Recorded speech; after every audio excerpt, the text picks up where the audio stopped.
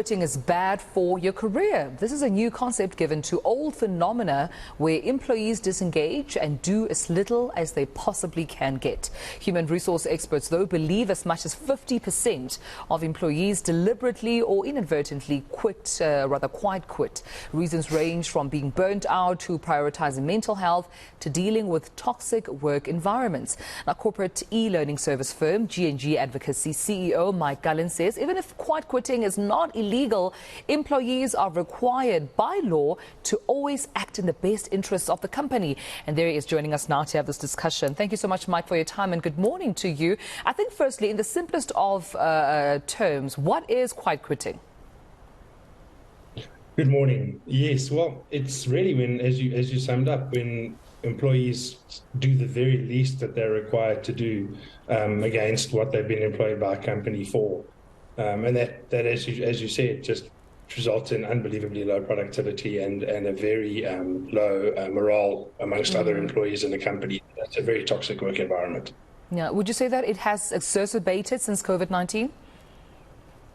Absolutely. I think COVID really got so many of us to reassess our priorities and what it is that's important to us and what constitutes an ideal work environment and the companies and the work cultures that we want to work in.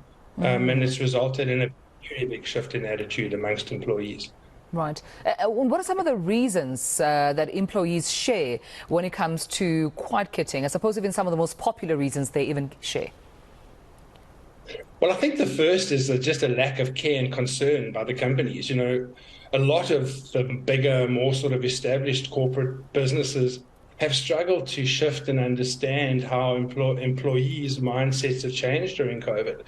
Employees have had the ability to find this sort of holy grail of work-life balance, and they found that instead of spending an hour or two in traffic, they can make better use of that time when working from home, and they're able to start to do some of the things that bring them pleasure instead of just constantly working and essentially burning themselves and being overloaded. Yeah. And I think that really leads to that understanding of reevaluating work and personal boundaries. And companies just seem to struggle with, for the most part, with understanding that. Yeah, but on the other hand, one could just simply say, why not then just quit? If you're not going to be productive, if you're not going to give your utmost best to your role, why not then just give up or hand in your resignation? Yeah, that's a great question. And it seems to be one for the ages. And mostly I think it's got to do with the fact that we already exist in a very high unemployment environment. Yeah. And so it's difficult for employees to find alternative employment. And I think the easier option then for them is to do the bare minimum, secure in the fact that they have a job. And in many instances, of course, what we're seeing more and more is employees are starting to create a side hustle on the side. And so they use their primary sort of quiet quitting income, you know, doing the bare minimum at work, whilst they do the thing that they're passionate on the side. And very often that ends up taking a fair amount of their daily work hours. Yeah, but what we're seeing as well, Mike, is that quiet quitting not only affects, you know, the individual quiet quitting, it has a knock-on effect on the employers and your colleagues and, you know, the overall work environment, right? Absolutely, absolutely. I think that's probably one of the most dangerous components of quiet quitting, is that very often middle and senior management miss that, but the colleagues that are working with people that have checked out, as it were, mentally, they're noticing that, and they're going, well, if my colleague is doing the bare minimum every day, why should I burn myself out? Why should I care? Why should I pick up the additional stress to ensure the work gets done? And so you start to see this culture of more and more people checking out, and that is, you know, that becomes very dangerous for a company. Yeah. So what can employers then do to mitigate this problem? Yeah, I think firstly it's to be willing to let go of what was always seen as a traditional work environment.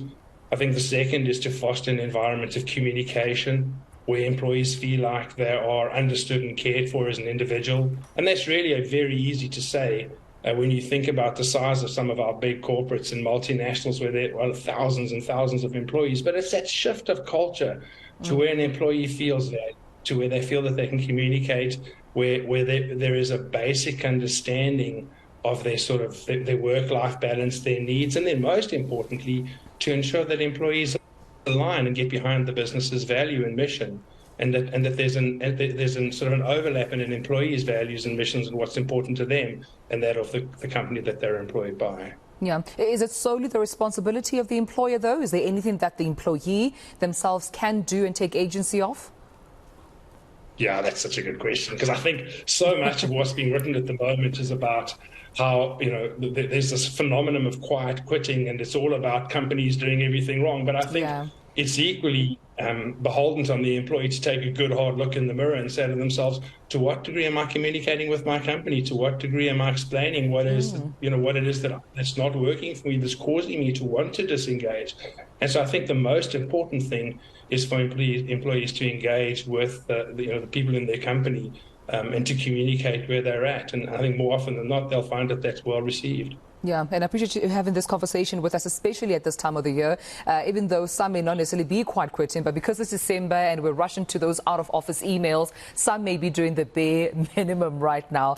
Mike, but thanks for just spiking up, just some of the data and also the responsibility from both sides, employee and employer, to try and make sure that there is productivity on both sides. G&G Advocacy CEO, Gullan, thank you so much for your time.